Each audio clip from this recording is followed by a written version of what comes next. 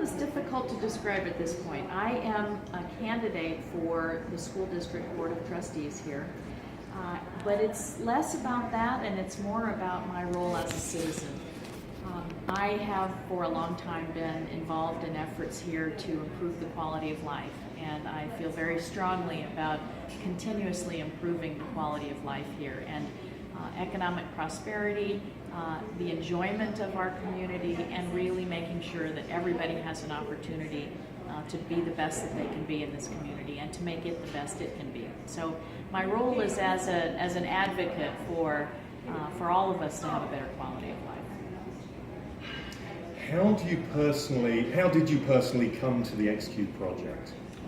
I spent 15 years as the Washoe County manager, so managing the county government here, which is it's a large organization. And because of that, I've had relationships with a lot of folks who move and shake this community. And connections occur along the way, and I became connected with Dr. Albert, and she reached out to me and said, I would love to talk with you, I would love to have you on the team, I would love to hear your thoughts about how we can move forward. And we met at an event that the school district was having in part of our community, and I was very impressed with what she was doing and very impressed with her ideas. Someone just switched on the camera there, and I was a bit concerned. Sorry to interrupt That's you okay. there. Why is there such a big debate around charter schools as going up against the best interest for district schools? I think there are a lot of folks that see a diversion of public funding to something other than the district as another assault, if you will, on the district's revenue base and its funding base. Our district and certainly our state's per pupil revenue is very low compared to the national averages.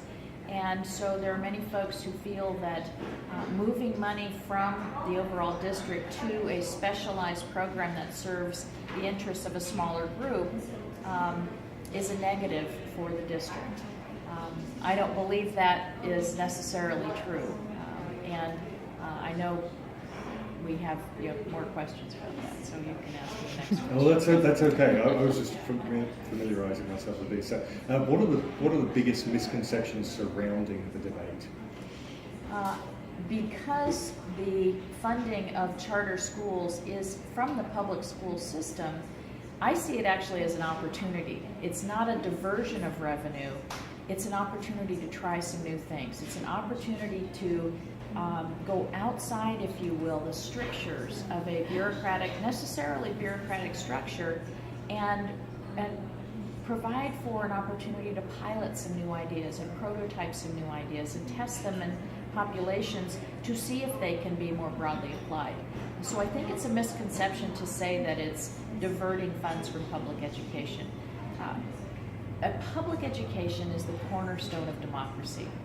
The fact that every person in this United States of America has the right and the opportunity to have a free, quality public education is absolutely essential to democracy. And charter schools just further that notion because they are free.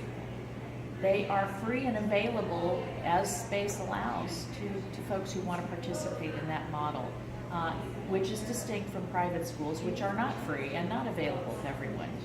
But it makes the idea of flexible, adaptable, new solutions, innovative solutions, available to a broader audience of people. It also provides for teachers to be able to try some things and to give them the ability to be more creative within certain outcomes that are required of a public education. But it allows teachers, it allows educators in general to be creative and to explore their own potential, which is what better example for our children than having a teacher or a principal who is willing to try some innovative ideas and say yes to some new ideas. You've probably answered this one, but we'll go ahead and do it anyway. What do the students in Washoe District have to gain from being the first wave of students exposed to the Washoe Super School's innovative ideas? Well, we know that in the general population, we have some folks who are comfortable with the status quo, and it's good to have the status quo options available for folks. There are folks who are early adapters, early adopters of new ideas, and then there are those pioneers. It's, you know, it's the all bell-shaped curve, and those pioneers are there, and right now they're being frustrated by a system. Those kids, you find them checking out of their own education because they don't have the response from the system, and they really don't have the permission and support from the system to explore their own potential and their own genius. We can recapture those pioneers and support them and encourage them and validate their spirit. And I think that's what we have to gain, not only for the students to gain that, but also the teachers, the educators, and also the families of those students, who, many of whom are so frustrated by the lack of encouragement and support they feel they receive. Thank That's you. it? That's it. Wow. Right. We can